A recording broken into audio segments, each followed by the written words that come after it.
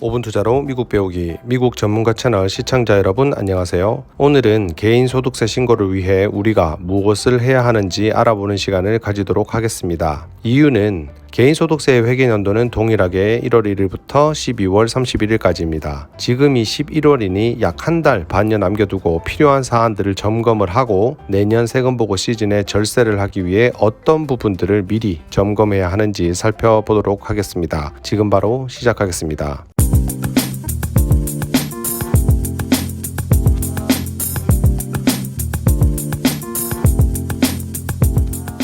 우선 세금 보고 시작 날짜와 중대한 변경 사항은 아직 국세청으로부터 공시된 바는 없으나 이미 정해진 확실한 것들 먼저 챙기고 가겠습니다. 첫 번째, 표준공제 소득 규모가 상향 조정됩니다. 개인소득세 신고는 공제의 시작이 표준공제가 더 유리한가, 항목공제가 더 유리한가를 판단. 만약 표준공제가 더 유리하다면 단순히 세금 신고 지위에 따라 총소득에서 공제의 규모가 정해져 있기 때문에 내가 23년도에 지금까지 벌어서 들인 소득 대비 충분한 원천 징수를 하고 있는지만 점검을 하면 되고, 항목 공제가 된다면 공제 규모별로 적용 범위를 우선 점검을 해볼 필요가 있습니다. 두 번째, 미 국세청은 올해 10월부터 벌금 산정 비율을 8%로 상향 조정하였습니다. 만약 본인이 사업자라서 원천 징수를 따로 하지 않는다면 소득세는 물론 적용되시는 분은 자영업세를 넉넉히 중간연합을 하고 있는지 살펴보아야 하고, 직장을 다니는 분이라면 W2에 기재된 월별 세부 내역인 페이스톱의 주 연방정부 원천 징수를 적절하고 충분하게 진행하고 있는지를 점검해야 합니다. 만약 본인의 지위나 소득의 규모에 맞게 예납을 하고 있지 않은 경우 세금 보고 시에 납세가 나오게 되면 그만큼 내지 않아도 될 벌금이나 이자가 추가될 수 있습니다. 세 번째, 본인이 표준공제가 아닌 항목공제가 더 유리한 경우 모기지 이자 납부,